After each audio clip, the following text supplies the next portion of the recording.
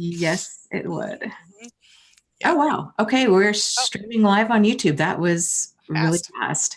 Okay. Okay, welcome everybody to our Tuesday live stream.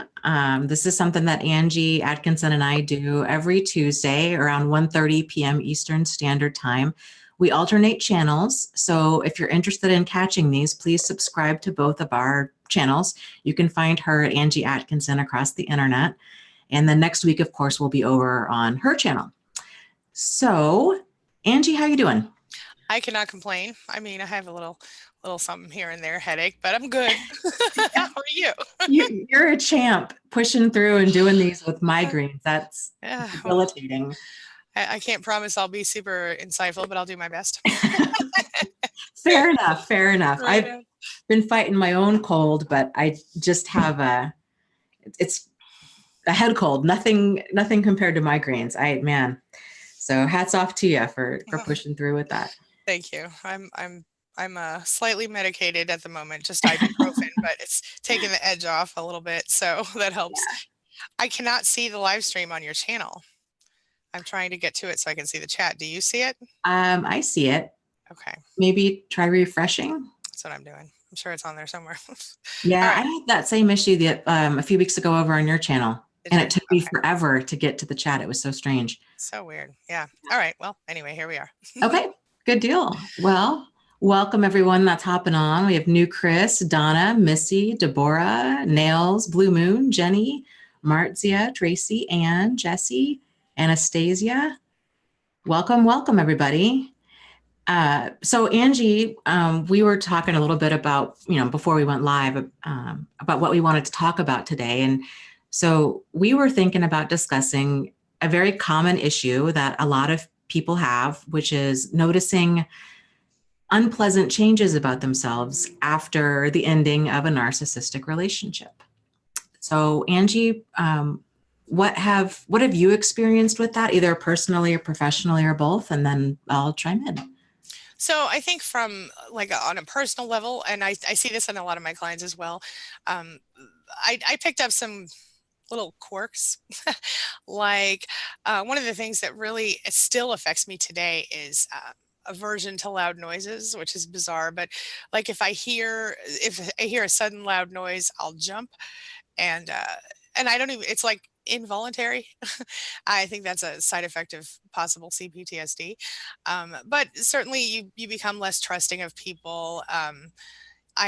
Definitely developed a penchant for wanting to sort of be alone more often, especially early on. But even today, I still need, an hour a day, and I consider it self care. Um, I tend to, I see with clients a lot of times, just, people go through depression, they develop anxiety. So some people will go through, they kind of pick up little bits of obsessive compulsive type stuff. They become really rigid in their routines, and then other people kind of go the other way, and they kind of stop doing everything. They kind of stop cleaning, they stop paying their bills, they just kind of get stuck. So I think it just depends on the person. But like we kind of mentioned, and I know we're going to go into it later, but we kind of talked about there are positives that come after you get through the hard part. There are just so many different little negative, they feel negative, some of the changes, and they are sometimes. But you see, of course, people dealing with like loneliness and self-isolating at the same time, the need to be alone versus being lonely, and it's a mess. But it is something that we can and do get through, pretty successfully if we choose to. So I find that people who choose to intentionally heal almost always tend to do a little better than those who don't. So that's something. Yeah. um you know what are your thoughts? Um, personally, what I experienced, a lot of the same things. I'm still probably one of the most jumpy people you'll ever meet. It's ridiculous. I could even know that somebody else is in the house. And if they come around the corner, I don't even have to be like on the other side of the corner. If I'm just not expecting somebody, I jump out of my skin. It's ridiculous. Yeah. But yeah, distrusting other people, wanting to isolate. I hadn't really thought about what you'd said about either becoming kind of obsessive compulsive or the opposite, just letting everything go. I definitely experienced both of those, Mm-hmm. interestingly enough. And then I think for me, it was some personality changes as far as being just reactive. Yeah. There were so many times, and this went on for years, where if I was triggered, I could not stay quiet. And I knew it was a problem. I could feel it, the words coming out of my mouth. I just would get so angry and defensive. And it was just, I couldn't stop. I couldn't stop from saying whatever it was I was saying. And, that's a problem if you're at work or, around people that don't understand and they say something insensitive that just triggers you. Um, and you mentioned about people intentionally healing. I think that's one of the biggest challenges with all of this is because it's often not identified by the vast majority of mental health professionals out there. People don't, I know I didn't at least, don't realize that there's healing possible Yeah. or that like what even needs to happen in order to heal. Right. And so then they're just kind of, because I tried. I mean, I was looking for help. I knew there was things that were changed and really profoundly wrong with me, but I wasn't getting answers. I just wasn't getting very far with that. And it basically just took a lot of time for the reactivity to settle down. But then it was, talking to other survivors on the internet that helped to bring about the most clarity. But I think it didn't dawn on me that I could choose that this didn't have to destroy my life. Right. Yeah. I just kind of felt like I was so victimized and so violated that this defined my life. And so how could it be? I just kind of felt like, well, okay, I'm just profoundly broken. Now I'm just going to hobble through the rest of my life. It didn't dawn on me that there could actually be healing from this and that I could actually rebuild my life into something better than it was before. That was a profound turning point for me in healing. Yeah. Yeah. It's definitely a process. And I think, um, yeah, I don't know that I even understood that there was, like you said, that there could be healing, that it didn't have to destroy your life. I went through, especially when I went no contact with my parents. Um, that was, devastating. But at the same time, there was this, while there would be a great deal of healing to come, there was this instant weight lifted off my shoulders or my chest, really. Like suddenly I felt like I could breathe again.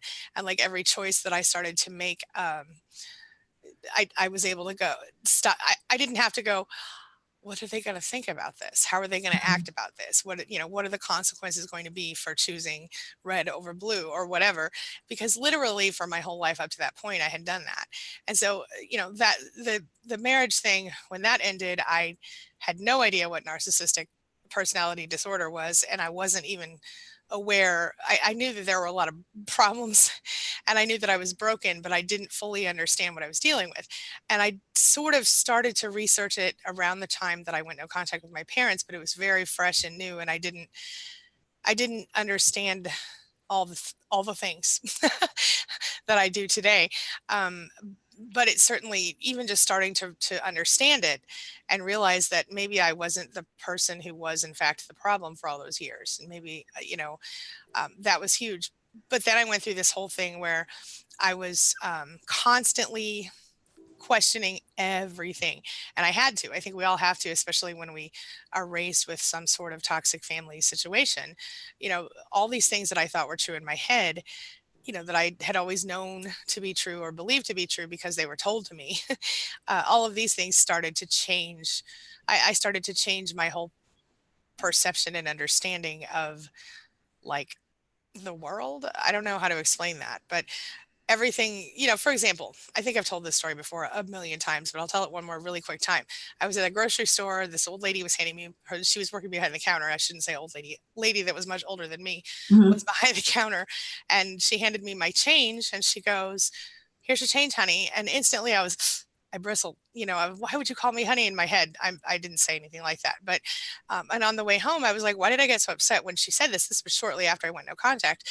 And I realized that, when I was 10, I recalled this conversation with my mother, and she had been saying that she didn't like it when people called her baby or honey or sweetie because she felt like they were talking down to her. And, in hindsight, I recognized that that was because she was a very young mother, and people would always assume she was much, that she was, I don't know, younger than she was, or Mhm. as young as she was anyway. And she felt like they were dismissing her or whatever. I don't know. Anyway, the point was that I had carried this thought with me throughout my whole life, that I was, I would be offended if someone called me baby or sweetie or honey. And I realized in that moment that I didn't really care if somebody called me that. Now, it might be different if it was, some construction workers or whatever whistling as I went by or something, but that wasn't the issue here. And so I guess my point is that's a really small thing, but little things like that and bigger things that I believed to be true, I had to rethink things, like everything I knew to be true. Like, did I believe what I thought I believed? And I think that was like one of those existential crisis type things you go through. But it turned out really well eventually, and I think the point is that we can live in the hell of, you know, surviving, or we can push through that and get to the part where we're actually evolving and thriving and doing better for ourselves. And that's, I think, what I would want for everyone to do who goes through this. And that's part of why we do what we do, Dana, right? I mean, Yeah. so Yeah, absolutely. You touch on a really profound point that I don't know if, again, I think that that's such a later stage of healing, but it's such a game changer when we realize, oh my gosh, like who am I? And what yeah, do I really believe? And what beliefs are no longer serving me? right. And really consciously, I think that's the beauty in all of this, is really going consciously, making conscious effort to rebuild our lives in a way that works for us. Yeah. And Yeah. most people, unless they have this kind of experience, will never have that opportunity, because you really just need a person has to be, I think, in so much pain and have everything just kind of blown apart that they're forced. It's sort of like burning the boats. Do you know what I mean? Like, you're here, there is no going back. So you have to just keep moving forward, and you were forced to rebuild your life. And at the end of it, or not even at the end, I would say once you really kind of start getting momentum with it, it's such a powerful thing. It's just, Yeah. Yeah. And in the chat, Nargis, hi Nargis, says, physically, I don't look the same. I see my pics before and after, and very different. And I could agree with that as well. I had a similar physical experience. Actually, when I went no contact with my parents, I lost 100 pounds, not accidentally, but I was able to start to, get it together. So that was something too. Anyway, Damien in the chat maybe missed the beginning, but Dana has a little head cold. That's why she sounds a little different, I think. Right? yeah. Did you get a new microphone? You didn't. No, it's me. I didn't have a voice yesterday. I have a voice now, but I sound A little different. It's yeah. Yeah, I sound very different. So we're just gonna keep going with this. We're gonna call it a little sexy scratchy today. Yeah, my voice was so scary sounding last night. It was so funny. It sounded like a voice modulated something out of a horror movie. Nice. It was pretty good. So I'm glad that it's back to at least sounding somewhat human. Yeah. Yeah. Crazy. I was going to mention something.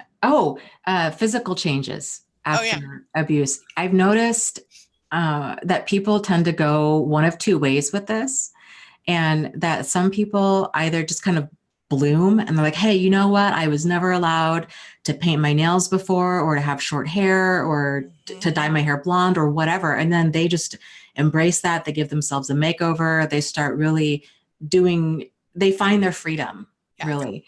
And they embrace that. And within a very short amount of time, they look 10, 20, 40 years younger. It's just amazing.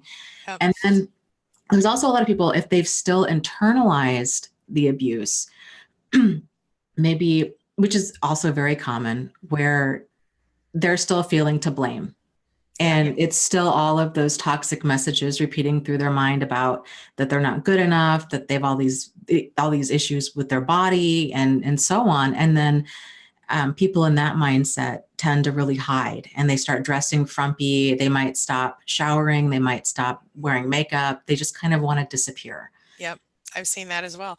And I've also seen, there are some situations where the narcissist sort of requires them to be perfect, right? And so they spend their whole relationship, if they're in a romantic relationship, looking perfect, having their hair coiffed and their nails done and their clothes perfect, or if they're a guy, the other way, whatever guys do. But then when they get out of the relationship, it's kind of like you said, where they weren't allowed to wear makeup or dye their hair. They kind of go the same, the other way, except that they were required to. So now they wear sweats and ponytails, and they're happier.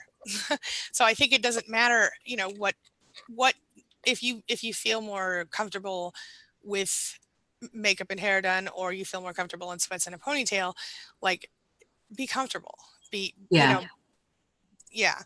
And the other, I think it also depends on, again, what was required of you in the relationship. Because I know some narcissists want you to not do anything to make yourself look better, because they want to keep you kind of, away from everyone. And then there are those who want you to be their arm candy, whether you're male or female. And then you don't want to be looked at so much anymore after that. I think it just depends on the person. But what I would say is what I just said, certainly, do what feels right to you, and feel good about that. Yeah. Yeah. Yeah, I agree. And I think it's a process to Mhm. not own the insults and to just realize, um, you know, normal people don't go around cutting others down like that. That's right. And if any one of us were so inclined, we could go out and totally do the same thing to another person. But it's, so it's not like, oh, they told you all of this, therefore it must be true.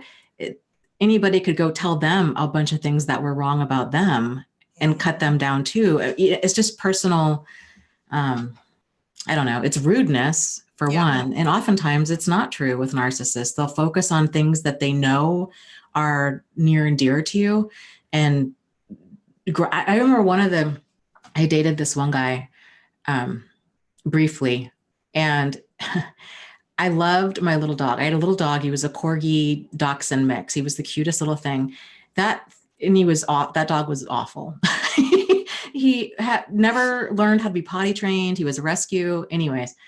And so whenever I would go spend time with this guy, I would bring my dog along because I was always working. And anyways, um, and so if we went out for the day, we went to, I don't know, like a yoga class or whatever, we would leave the dog in his little pen. Mm-hmm. And like totally wasn't a thing. And he always continually told me that he felt so sorry for my dog and that I was basically a terrible dog mom. What? And that this dog had no quality of life. And I remember at the time just being so confused and so hurt because this dog was older, and I was going to all of these great lengths to try to make sure that he had a good life. I took him with me everywhere I could. I put him in his little doggy pen as little as possible. And it just didn't even dawn on me at the time that he could have been saying that because he knew that would hurt me, Oh, yeah. Yeah. And it wasn't until years later, but I just took that as truth. And I just thought, oh my gosh, am I a terrible dog mom?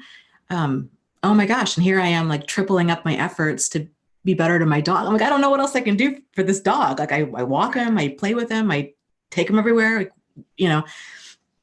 But sometimes, yeah, they just do was- these things. So It was intentionally to get into your head. Yeah. yeah. Yeah. I have this comment from Tracy I want to pull out. She says, I have a very different look after the narcissist abuse. I want the original me back. And the only thing I want to say about that, Tracy, is this: you cannot expect to be who you were before exactly, because time has passed, things have changed, you have changed. But what you can expect is to be the best possible version of yourself in any given moment.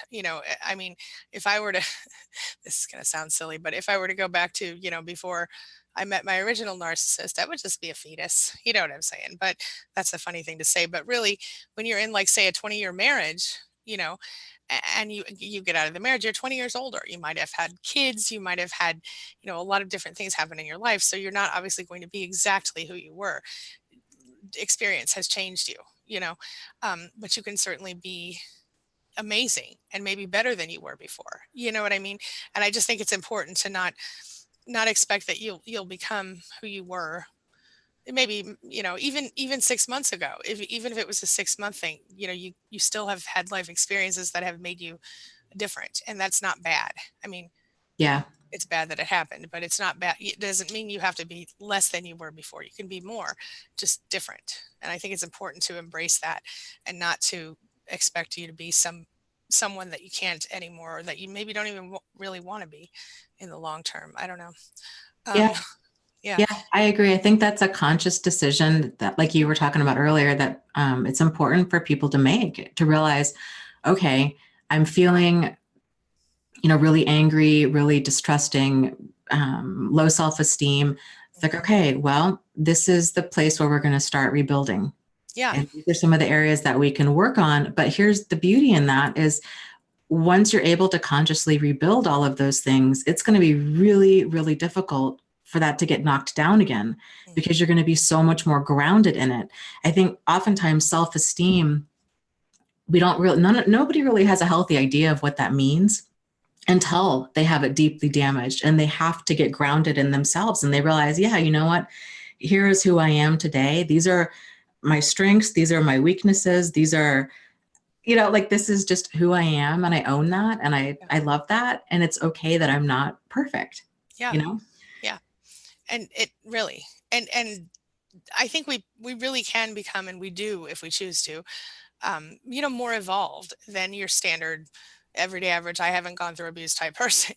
Because, and Yeah. I know that's a funny way to say it, but people who go through this type of trauma, I think, if we choose to intentionally heal, we can and do often become, I really think, far more evolved emotionally, intellectually, in some ways than other people, because we are so much more, like, aware of not just ourselves, but also the people around us. And because we do tend to be very empathic people, we tend to really feel other people. And we learn to kind of handle that in a new way. Does that make sense? Where, Mm-hmm. where we kind of, I had to learn how to sort of differentiate between the way I was feeling and the way people around me were feeling, which sounds silly. But when you spend a lot of time, like, say, with your kids, and say, in my case, say one of my daughter, for example, she's 11 now. She's very dramatic. She feels things very deeply. And so when she has a moment, sometimes I have to, like, settle myself down and go, wait a minute, this is not, this is her moment. Let me settle down and try to help her through it instead of getting upset with her. You know what I mean? So that was am I making sense? I know I'm kind of out of Yeah. headache, but okay. Yeah, that was a big thing, as well. And yeah, anyway, I saw something in the chat I wanted to pull out, and I'm trying to find it. Here, I've got one while you're looking. Go ahead. And this is from Nails, who had said, well, what is lost for her is the loss of innocence. And I would agree. I think that's something that a lot of people, myself included, you do kind of mourn the loss of that. Mhm. But at the same time, I think the flip side of that is we might lose innocence, but we gain experience and we gain clarity And wisdom. and wisdom. Thank you. Yes. And it's one of those things, when you look back on the innocent I look back on that and I'm terrified. It gives me anxiety because I feel like, man, I was going through life with a paper bag over my head. It's Yes. truly amazing that my life didn't go more into a ditch, because I was so innocent and naive. And like it's I mean, the stuff I did, it's amazing I'm still alive, frankly. I had no discernment. I chose to see the good in everybody. I glossed over all of the bad. I could not tell when I was being mistreated. I could not tell when I was being abused. I could not tell if a situation was comfortable or uncomfortable for me. That's dangerous. So I had no ability to be self-protective whatsoever. Mm-hmm. And so I'm really thankful for that wisdom and experience and awareness now, because then you're really living in life, eyes wide open. Yeah, absolutely. Yeah. Um, Denise says, the loneliness is killing me. I turn 60 next Wednesday and my husband doesn't speak to me. He ruins every holiday. I didn't do anything, but I don't exist once again. Mm. And Denise, I mean, I know being, where you are, it might feel like it's impossible to walk away from him for a number of reasons.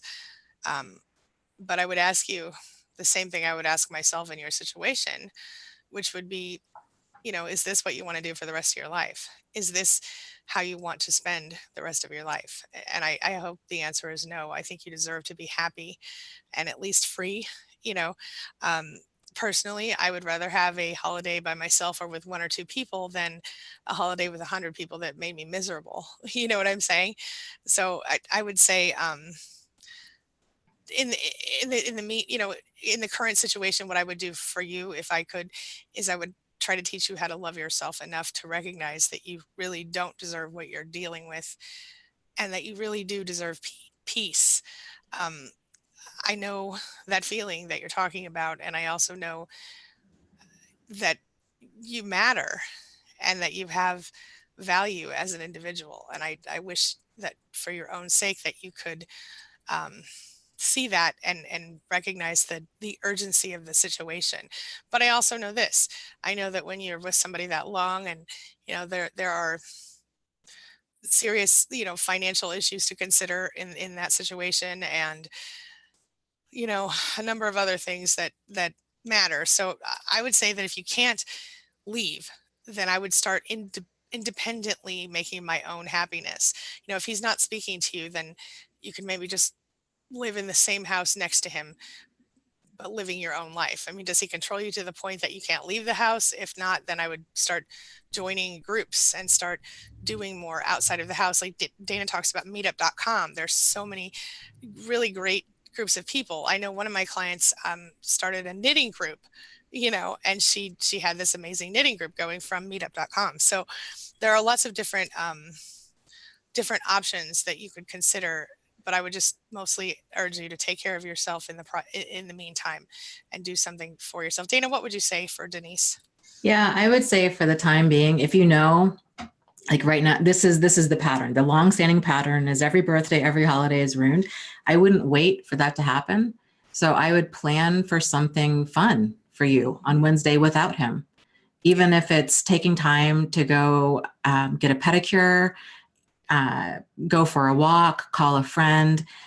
This is your day. And so reclaiming some of your power over, okay, what do you have control over for this day? What makes for a good, some of the elements that would make for a good birthday for you? Go get yourself a cupcake, and you know what I mean?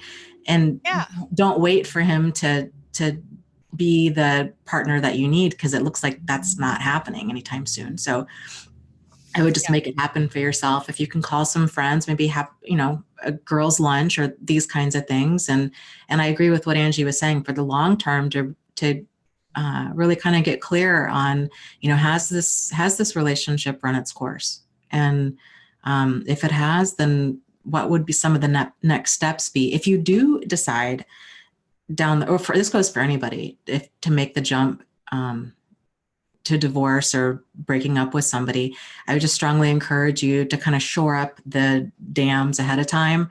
So you can start growing your support system now. Friends, hobbies, these kinds of things. So it won't be such a jarring transition Mm, down the road. absolutely. But happy birthday to you if we don't see you next week. So Who are we saying happy birthday to? Did I miss a birthday? Oh, no, that the that's who I guy. was just Yeah. sorry. Happy birthday. No more medication for you. I know. Woo! Okay. But if you do come over next week, over on my channel, and you remind me it's your birthday, I'll totally sing happy birthday to you because I'm a nerd like that. Yes. All right. um, yes. Hello, Michael John. Hello, what the L? I'm so excited to see everyone here today. Oh, Denise says, nobody believes me, even my children. They think he's trying. Okay, Denise, then what I suggest is when somebody doesn't believe you, you stop telling them. And I know that that's annoying and frustrating because you should be able to expect support from your children. But I would not talk about it to them if they're going to negate you and invalidate you, is what I'm trying to say. Um, I would suggest that you join a support group. Dana's support group and or my support group are free on Facebook. I have one off Facebook option, and I believe Dana does as well, don't you? An Yeah. off Facebook, yeah. Mhm. So those are things you can look into to start with. Support groups can be really, really helpful for helping us feel heard and validated. So I would start there, and I would be kind to yourself. Don't beat yourself up for where you're at. You can't change what happened in the past, and you can't even blame yourself for most of it, but now that you're aware and where you are, take take the time to just exactly what we talked about, look at what you can control, look at what you can make better for yourself, and in the meantime start thinking about what's next after this, but start healing yourself as much as you can while you're still there.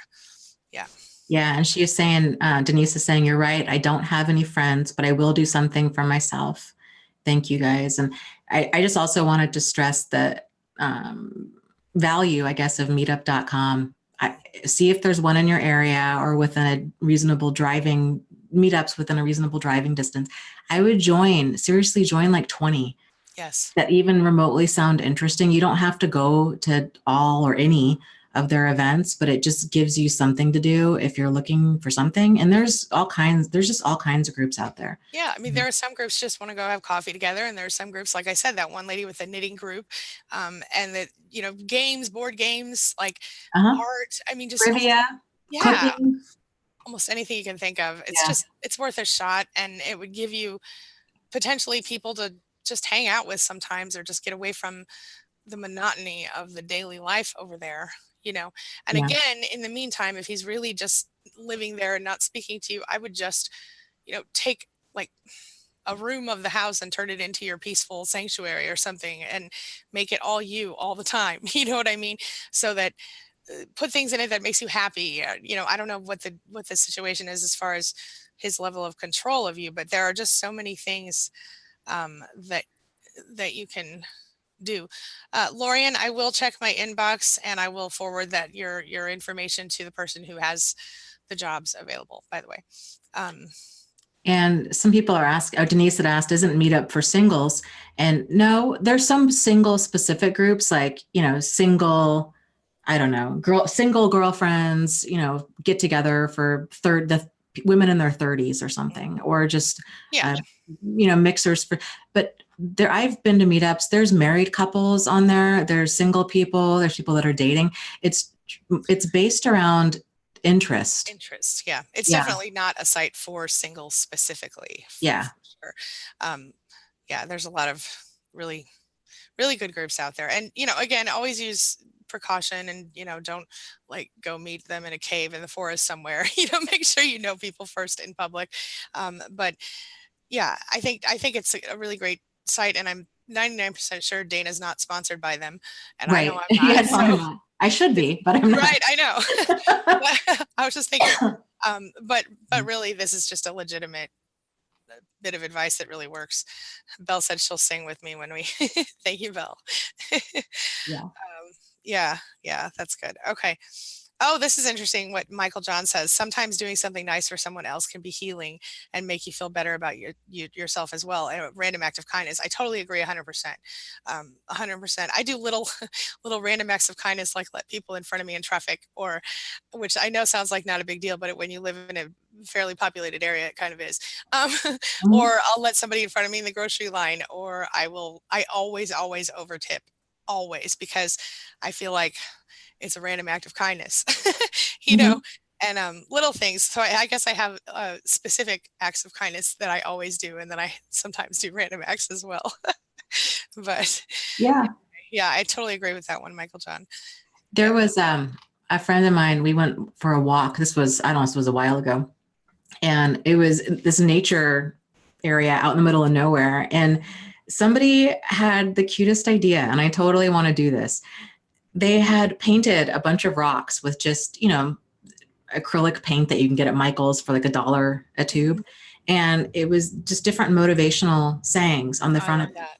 like, have a wonderful day. You are loved. I don't know. Good things are coming. And but it was so fun because it was like Easter eggs and they were everywhere along Love this nature center. And then on the back they had, it was sort of like a geocaching thing. So like you could log into this website and then track that. where you found the rocks, and then you could move them and stuff. But I just thought that would be such a fun activity to That's do, really to just cool. paint motivational rocks for other people and then leave them, or you could even do it in your own garden or what have you. That's awesome. I love that. Yeah. Yeah. I want to say something. I've noticed a little bit of a trend here in the chat where people were saying, someone was kind of surprised that Denise said she didn't have any friends. And I want to talk about that, because the thing is, it's very common for people who Mhm. go through narcissistic abuse to come out with no friends and nobody they're close to, because number one, the narcissist isolates us, right? They want us to be isolated because they can control us better that way, or they don't have to deal with anybody else supporting us in those moments, right? But on the flip side of that, um, I found myself, when I was in the middle of it, feeling like I could not possibly handle one more freaking thing. So, like, if my friends would call me and they would be like, I have this problem, I need to talk to you about it, my head would practically explode. I couldn't deal with anybody else's stuff because I had so much of my own stuff. And it was very painful for me. As by nature, I want to help people with their problems. But during that time, I could not. I could not function. And so I think it's more common than you think to either be isolated by them and or to push them away yourself, to push friends away yourself, because it becomes so overwhelming and emotionally taxing, trying to keep the narcissist from losing it. And sometimes it just feels easier to not have your friends watching all of that or involved in all of that, and you do tend to lose friends. And like Taravia says, please don't feel bad, you're not the only one who doesn't have any friends right now. Even my best friend, it's going through it because she was married to a narcissist, and then she said she gets to see her Friday for the first time in a year and a half. Wow.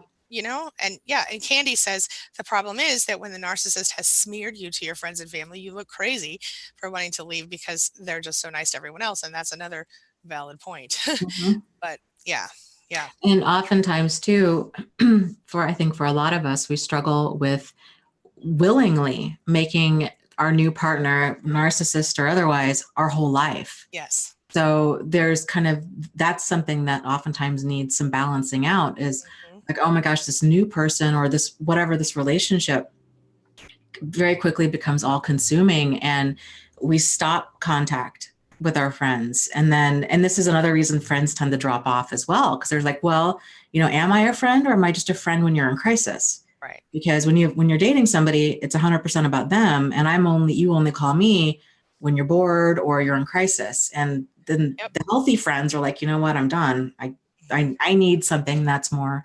give and take. It's mutuality based. And Absolutely. so, yeah, there's lots of lessons in this. I mean, I feel like coming out on the other side of this, Yeah. learning how to be a better friend and not being so hyper focused on whatever relationship I was in at the time. And then another challenge that I think people have, I know I did, was the friends that I did have during this relationship. A lot of them were married and they were other couples. And it just felt like salt in the wound. Hmm. And I had a really difficult time. So much so, I just distanced myself. And then I felt terrible about it. I'm like, what kind of monster am I that I can't even be happy for other people? But it was too raw in my face of, here's what you don't have. And here's what everybody else seems to have, that's a big thing that kept me home a lot. Yeah. So, yeah. Yeah. I get it. Yeah.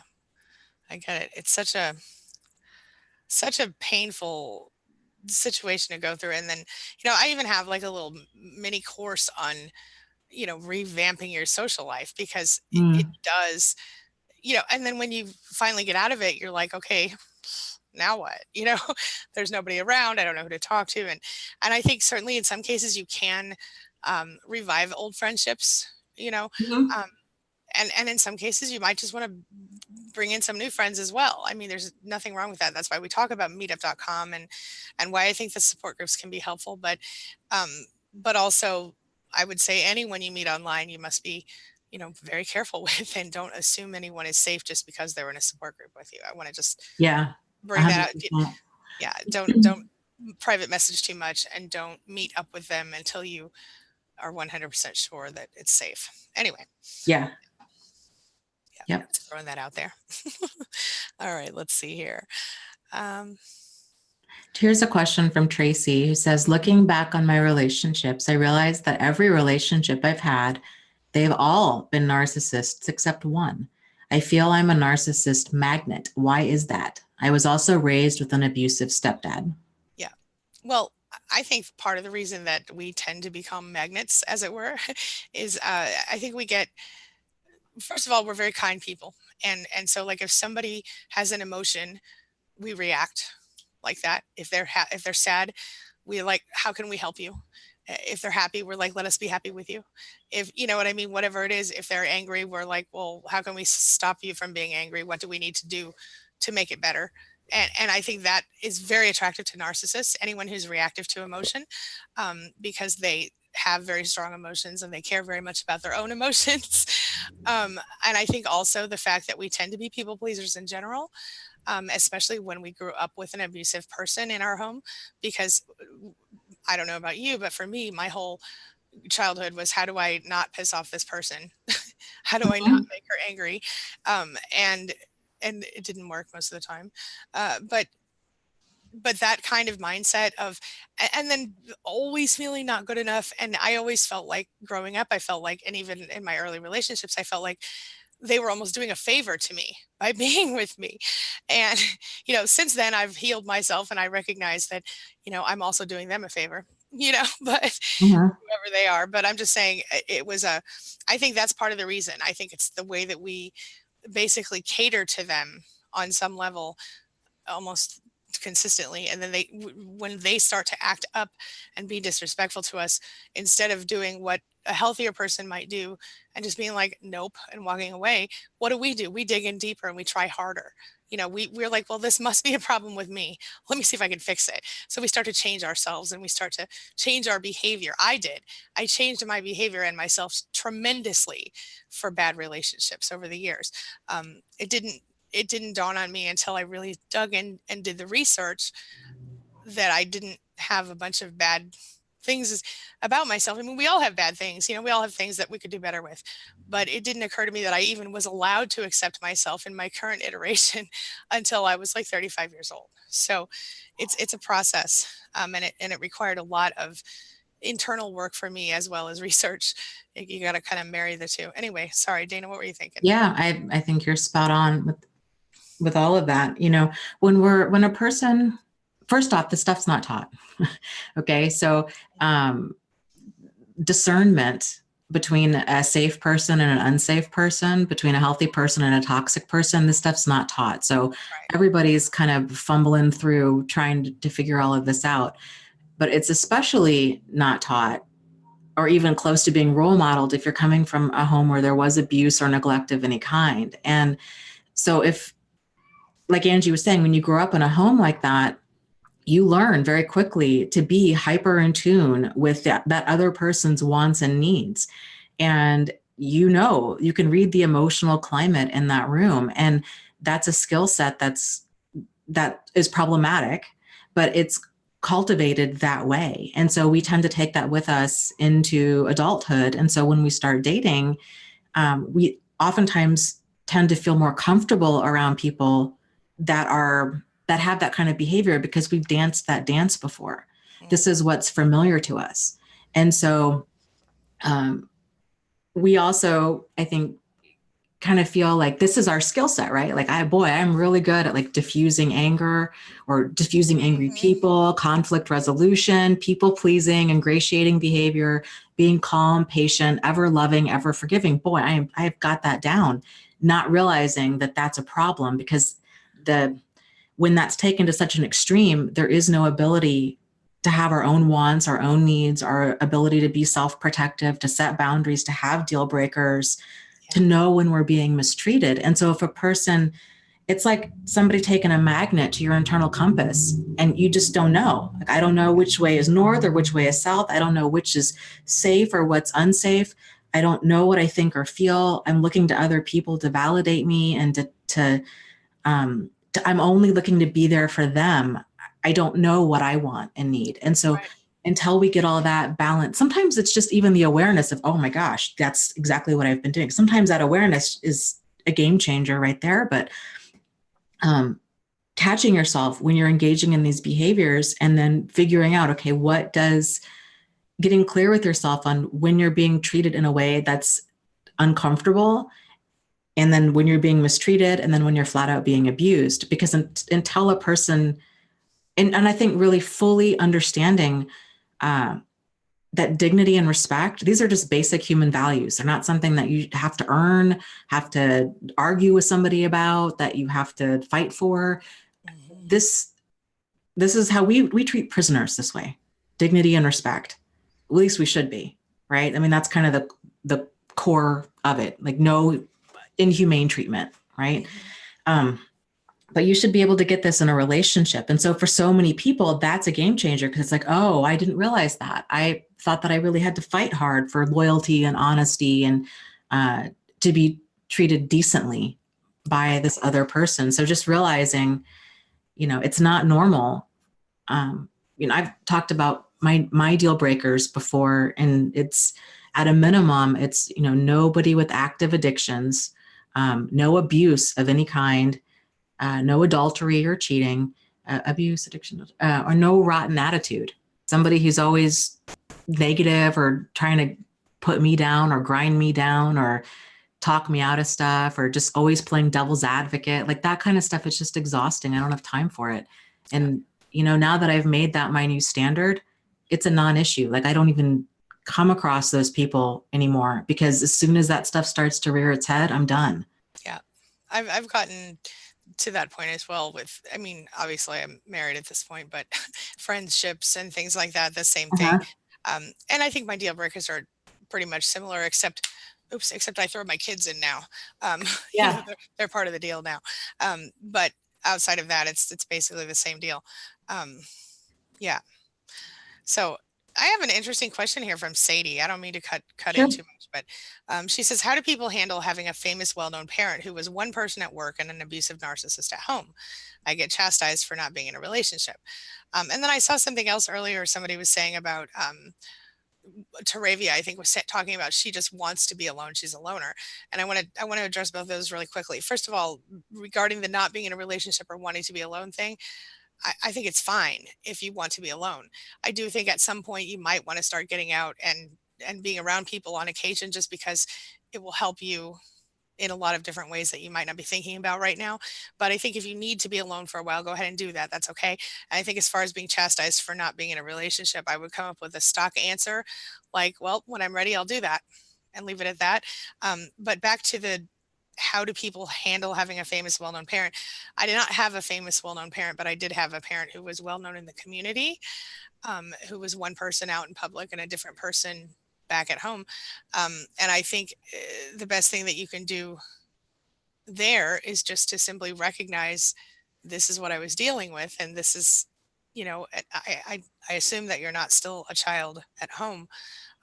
But if that's the case, if you're an adult and you're out on your own now, I think you just have to reconcile the fact that this is what it was, recognize it and acknowledge it, and then start to move forward and start to, maybe something I did in my case was to become as authentic as I could. So the same person who's talking to you right now is the same person who talks to my kids, and the same person who talks to, my husband and my friends in real life. I'm, maybe I cuss a little more with my friends, but sometimes, but outside of that, I'm pretty much real all the time. This is me. And so I think that's being authentic as an individual is almost like, it's, for me, it's very refreshing to just be who I am.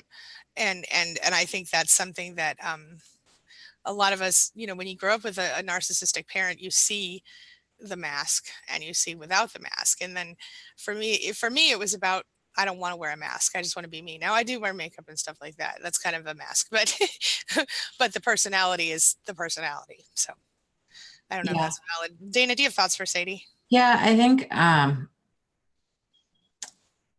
can imagine how that would just be an extra layer of complexity to all of this, especially if you've got a famous parent or even partner.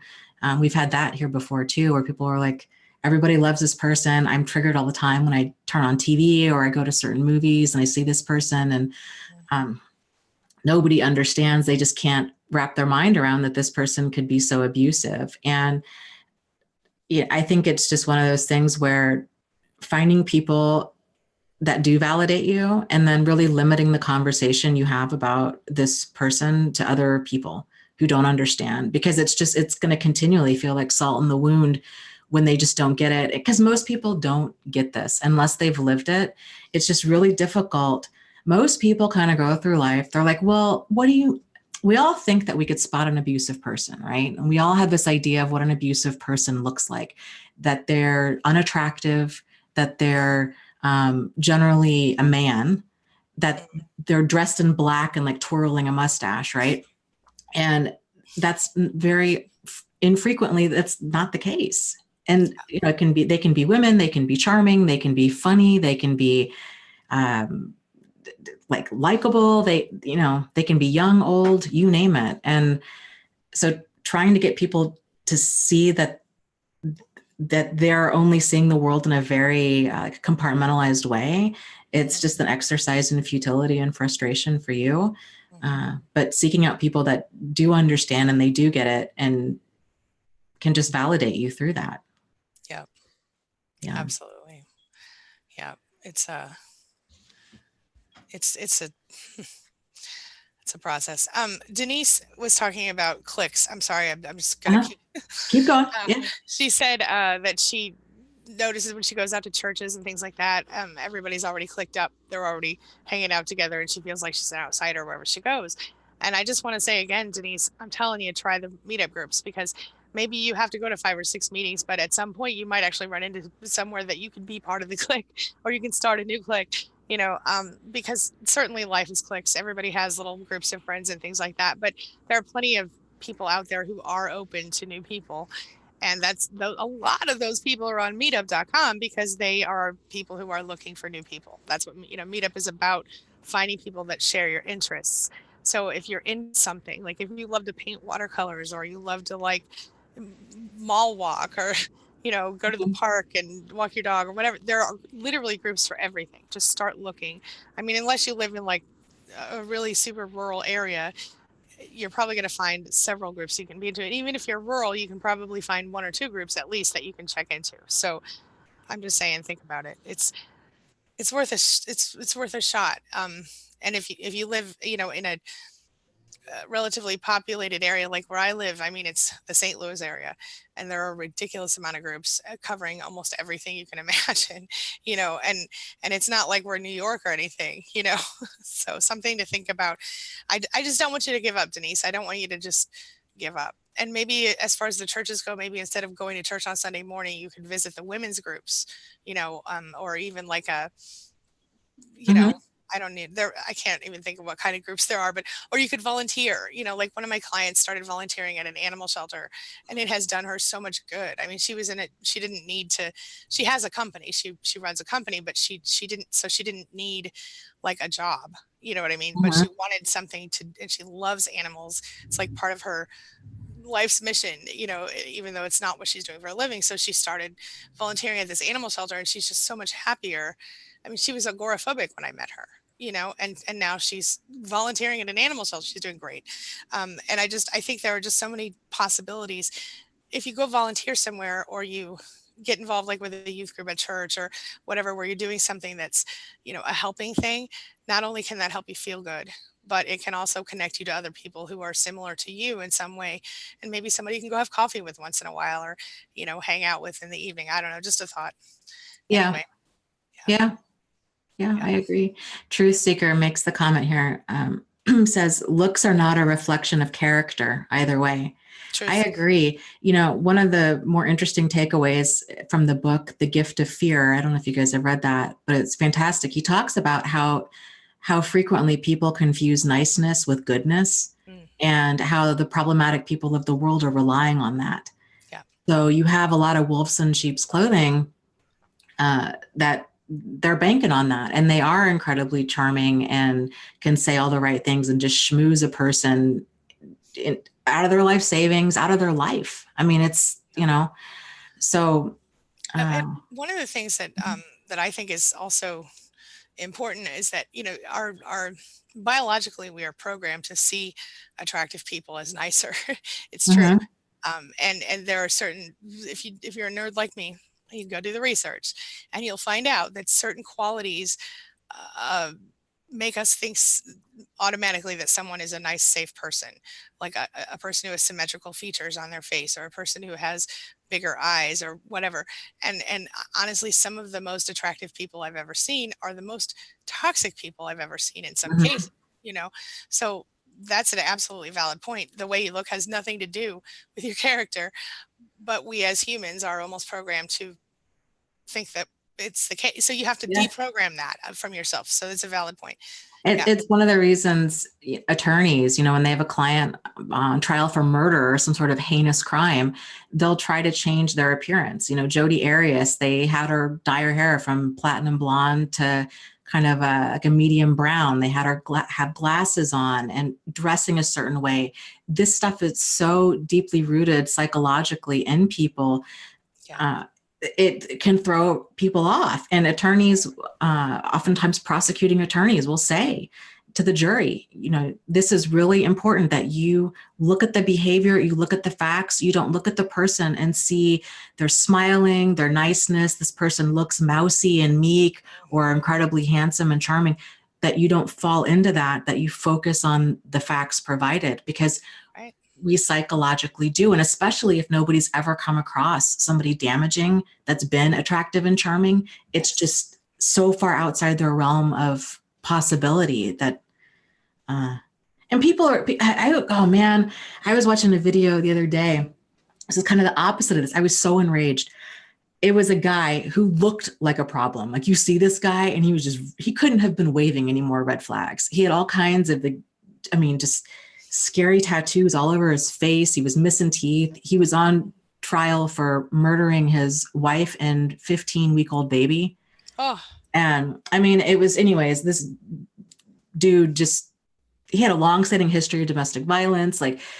But he looked like the person that you think of when you're like, you want to cross the road when you see this guy, because he just was aggressive and everything about him was just, this guy's a problem.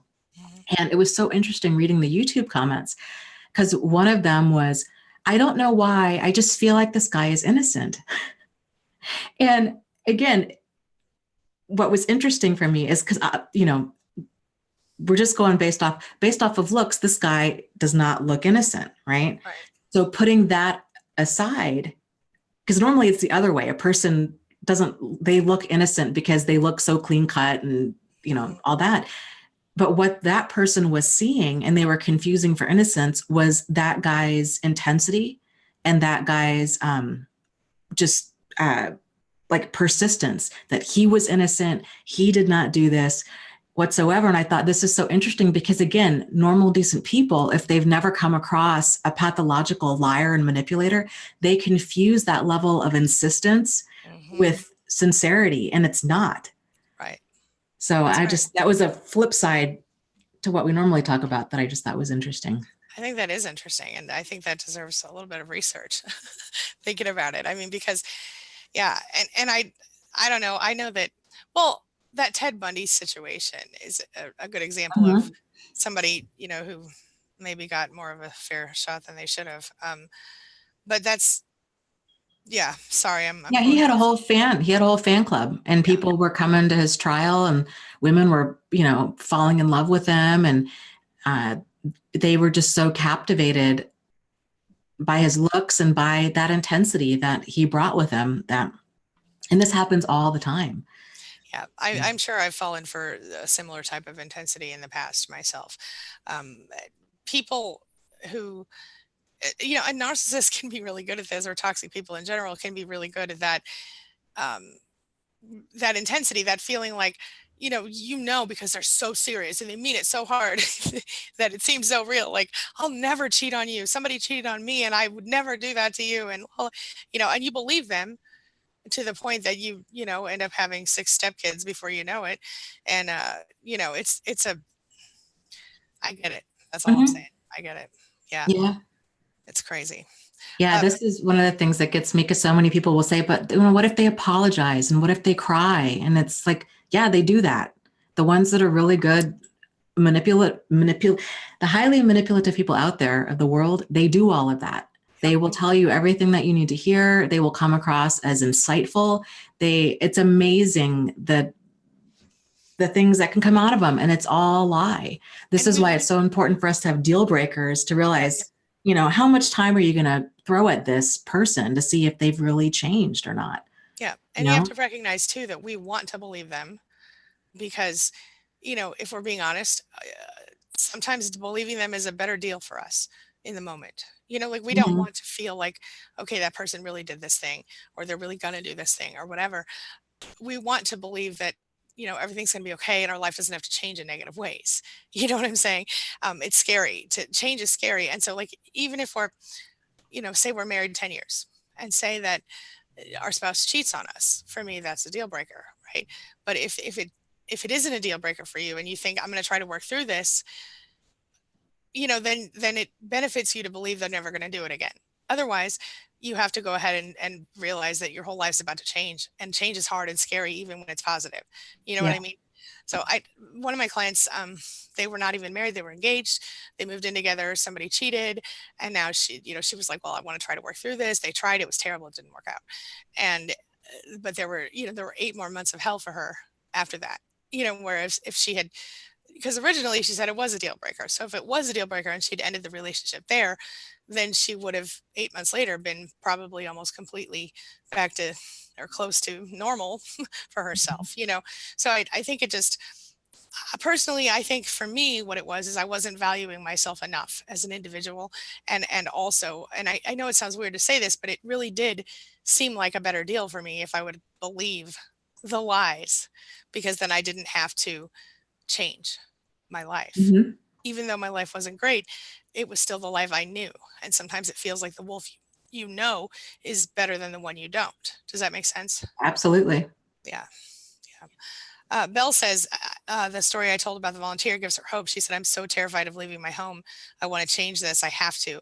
And yes, Dana, Gift of Fear is a great book. So much good information. Yeah. And I just want to say, Belle, you can, but you have to want to. And the wanting to is the first step. So you're on the way, and I see this a lot actually in survivors, where they get to this point where they can't leave home. And I think this goes right back to the self-isolation. It's just a more extreme version of it.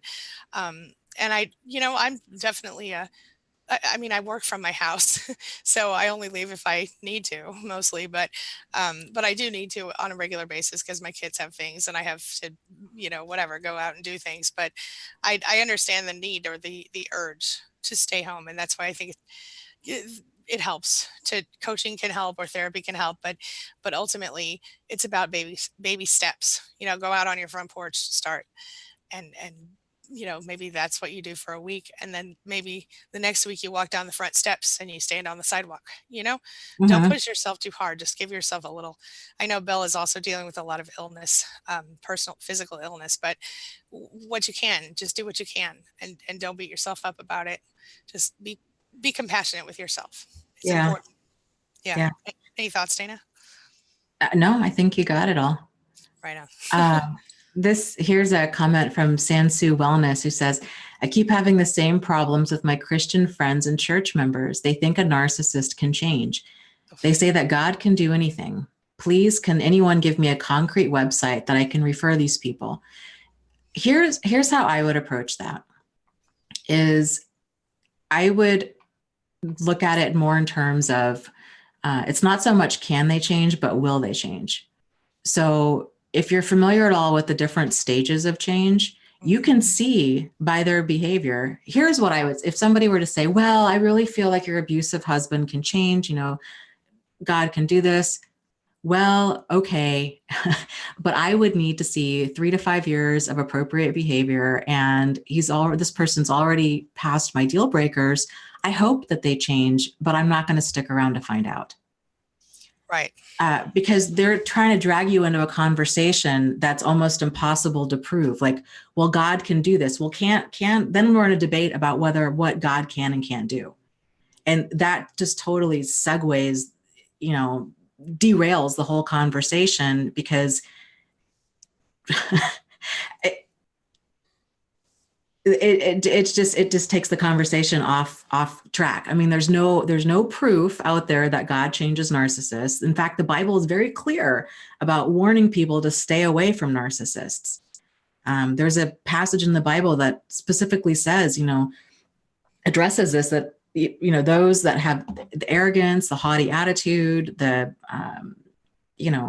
selfish, wicked behavior, don't associate with these people. Don't even have lunch with them, is what the passage says. So there's tons of passages in there warning about this kind of behavior. This is not new behavior. It's been there since Cain showed up on the scene. So I just wouldn't even get into that debate. They let them think whatever they want to think. I wouldn't try to even prove it to them. It's more about you. But in my opinion, the Bible's all about discernment, and it's all about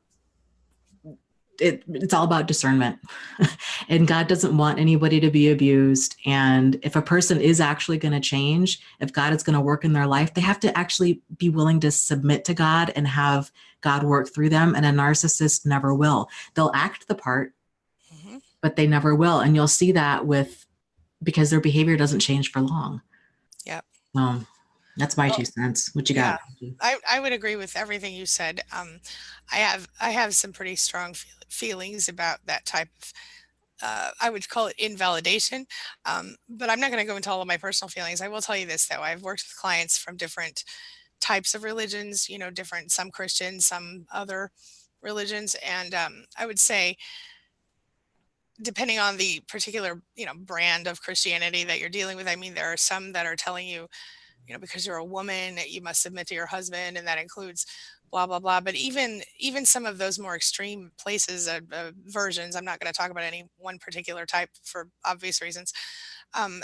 They will say to you, yes, you have to submit to your husband, but you also don't need to be abused, and so like this, even some of those that have the anti-divorce thing where you're not allowed to get divorced if you can get divorced if you're being abused. So, but then again, what do they consider abuse? It's a whole mess. Ultimately, I think what Dana said is accurate. I think if, God, or whatever you want to call it, doesn't want anyone to be abused. And I think that's what it comes down to. And I think this is where you have to kind of, I like to say, steel up your spine and recognize that sometimes you're going to have to be a trailblazer in certain groups. And if that means choosing to be peaceful and happy within yourself over being abused every single day, I mean, if that group can't support you in that effort, maybe you need to consider a different group. That's all I'm going to say. Yeah. Yeah. And that's where I'll leave that, because I do have strong personal feelings about some of that. And I don't think it's... I know, I've seen so much damage done. It just makes my blood boil. We had a well-intended church group that was down the street from the domestic violence shelter that I worked at. And it was my eyes twitching, even thinking about, God, we would do all of this work, boundaries and standards and deal breakers and self-love and, self-examination. And a lot of these women, and I get it, they were desperate to cling to hope. And they would get tangled up with people in this group that would feed into this, that, oh, God can change him. And how about let's start spiritual counseling? And, I think we all know where that went. Like, then they would go back and they would end up coming back into the shelter a few months later. This time the physical abuse was even worse, or they didn't come back. And then we always would wonder, are they alive? what ended up happening, but I had never heard of a success story. It was always progressively worse. And then the level of manipulation was just so thick at that point, because then you've got the abuser manipulating uh, well-intended people that have no experience with abuse, but who think that they do understand. And the abuser's manipulating the spiritual leader, who's in turn manipulating the partner, and they're treating abuse as a couple issue. Like, well, what did you Yeah. provoke this? And let's talk about you being a more kind of, subservient wife was something that was a very common thing, or how to be a better partner. And here, read this book on love languages, and just like totally missing the mark and just getting people tangled up further in the web. And this is exactly why I think part of the reason that we do what we do, because emotional abuse, psychological abuse, it's so pervasive, it's so underhanded that, you know, somebody who is actively being abused can be called the abuser because they are the one who, well, Mm-hmm. maybe they don't want intimacy with this person anymore. And so this is a problem in their marriage and whatever. People have to recognize, and they don't if they haven't experienced it. But it, that's why it's so important that we talk about what we talk about, or that other people, because it's so pervasive and it's so sneaky. You can be in the same room with someone and you can experience abuse, and you could be in that counselor's office, and your spouse could do or say something that is abusive, and it's abusive because you know what it means. You know what I'm saying? Like, that Mm-hmm. if they make this face, you're in trouble later, or if they say this phrase, that's an undercutting way of getting back at you, or whatever, because it means more than it seems to mean. Am I making sense? It's very subtle. It's very underhanded, and so people who don't understand this type of abuse, who haven't experienced it, very often will victim blame. Yeah. And yeah, totally. Angela Falsetti makes a really good point. She says, no matter what new friends you have and make, you do not have to tell them everything about you. Maybe slowly over time, if they earn and re-earn your trust and respect, make your boundaries strong. And that's a very valid point, and I agree 100%. In fact, I never ever recommend, I would say, if you're starting a new friendship or a new dating life or whatever, I would not tell them your deep dark secrets anytime in the first several months, unless because again, one of the things narcissists do is they try to get all your deep dark secrets early so they can use them against you later. Don't forget. Mm-hmm. It's a red flag. So yeah. Yeah. Yeah. And Teravia says here, she said, God got the person out of my life. Yep. Speaking about religion. Yeah. I think there's a lot of power to that. So many people get hung up on trying to get this relationship to work. And I think oftentimes when a door closes, I think more often than not, that's a huge favor. It's a gift. I absolutely look at both of the relationships, well, the handful that I've had throughout my life that have been really problematic.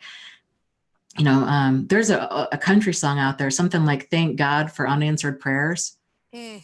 And it's so true, because boy, I feel like, here I am going through life with a paper bag over my head, and it just, by the grace of God, however you want to say it, those relationships ended, and it was very fortunate, incredibly painful, but very fortunate, because it Yeah, needed to. absolutely. Same. Yeah. Donna Parks says, I've seen people hide behind a church and be a complete different person than when others are around. Me too, girl. Oh yeah. Lots. My grandfather was a minister, and he cheated on my grandmother nonstop. And there's rumors that he was a pedophile and gotten a 15-year-old pregnant. So, and he got up every Sunday and preached his preaching and was living, a life of scandal and sin, Yeah. the other 143 hours a week. So, yeah. I mean, the Catholic priests too, right? Like, look at how many of them. Just because a person can recite all the prayers and go through all the motions and do all those things, it doesn't mean anything. Like, Right. so many predators hide behind good because it's effective. And just on that same token, people who choose not to be involved in organized religion for whatever reason aren't always the devil. Something to think about. Yes, exactly. I agree with that completely. Hmm. Yes. But, it's about using your intuition, and also intuition is great, but also logical limits for yourself, like for myself, I told myself when I was starting to date after I got divorced, that I would not, even consider, you know, taking the relationship to a level where we would be like engaged or living together or whatever until after we'd been monogamously dating for a whole year. You know what I mean? Which doesn't sound like a lot of time, but that was it at the time. That was my limit. That I'm not saying that I would get married a year in. I'm saying that I would, in fact, I was actually with my current husband for 4 years before we got married. So, Mhm. but I wanted to make sure that I wasn't doing the wrong thing again. And you still don't know, really, you don't know. But I think time is one way that you can get a better idea. So, Yeah, I agree. And I think too, it's a lot of what you do with that time. mm, That was a big piece that I was missing for a long time, is really, treating dating like it's a period of discernment. It's an interview of sorts, are we compatible? Am I what you're looking for? And are you what I'm looking for? And can we grow a life together? And, right. um, And and there, and it's so much more than just, oh, this person's attractive, or this person's funny or intelligent. It's, mhm, looking at morals and values and kind of the foundational pieces, the character, and how do they feel about commitment, and how do they treat you, and what is their family dynamic like, and if it's totally chaotic, how is that going to impact your life? right. And seeing, like, can you negotiate with this person? Can you talk to them? Is there this level of, um, intimacy? Can you be open and discussing money and bills and finances? Can you be open? Can you spend time together socially with each other's friends and enjoy each other's company?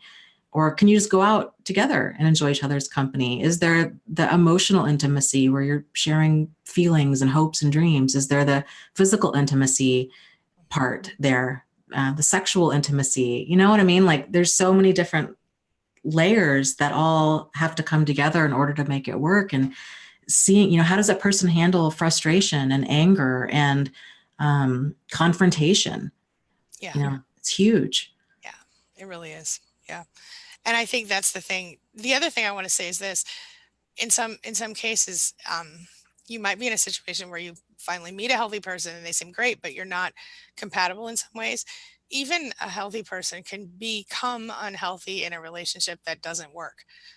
Am I making sense? Yes. Oh, So absolutely. don't just assume that there's only one healthy person in the world. Like if you meet someone who's healthy and they're great, but you're just not connecting on some levels, don't feel like you need to settle just because finally you met someone who's healthy. Like you could still be friends with that person, you know but consider Yeah. finding someone.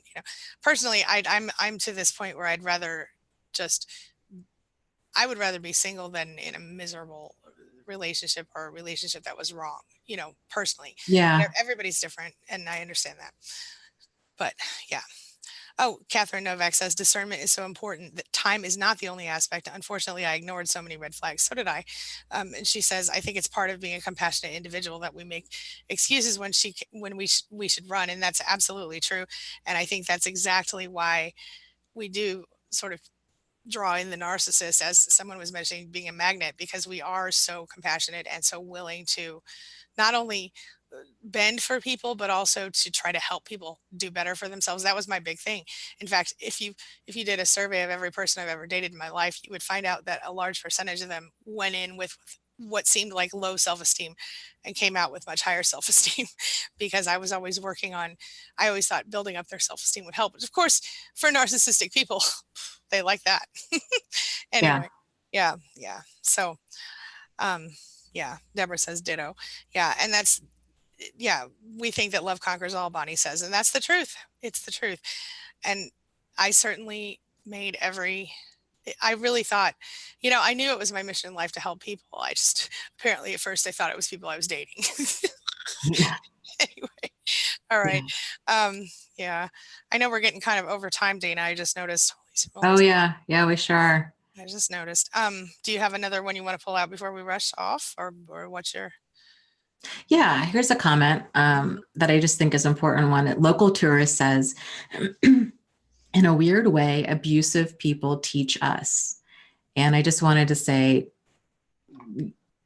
Kind of. I think we can definitely choose to learn. We can have that growth mentality where it's like, you know what, whatever comes down the stream, I'm going to learn. I'm going to squeeze out as many lessons as I possibly can from this, and I'm going to use it for my highest and greatest good. Mm-hmm.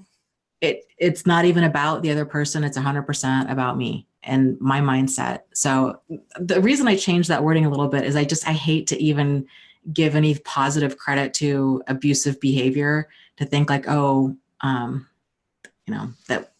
that they're doing us any type of favor. I Right. think we have to cultivate that attitude within ourselves of, I'm going to squeeze out all the lessons I can from this, and use it towards my highest and greatest good, and then in turn use it towards the highest and greatest good of other people. Truth. Yeah. Yeah. I agree with that 100%. And I do think certainly there are lessons. But if I could have avoided learning those lessons in the ways that I did, I still would have avoided it. That's all I'm saying. But with that being said, I like to look at the silver lining of things. I like to say that, well, since we did have to go through this, we can evolve beyond your standard Yeah. non-survivor, so that's something. It's something. Yeah. Yep. And one more thing from Angela Falsetta. She says, logical combined with intuition is powerful, thought with feeling together, and a tremendous tool. And that's really true. That's, for me, has been my key to survival, was first looking at it like a scientist and then trying to figure out how my emotions would connect to those things that were facts, and Mhm. so that was really helpful for me as well. Yeah. It's a big part of reconnecting with your authentic self, is realizing that your emotions don't exist in a vacuum. Mhm. Like, they're there, that oftentimes they're there as a way to interpret different experiences that you're having and to figure out what kind of response is appropriate at that time. Yeah, So, absolutely. yeah, it's a lot of information that we can Yes. get from them. Yes. So So, much. okay, well, yes, let's, I guess, wrap this up. Angie, thank you so much for being here today. And you guys, we're going to be over at Angie's channel next week, Angie Atkinson on YouTube and across the internet.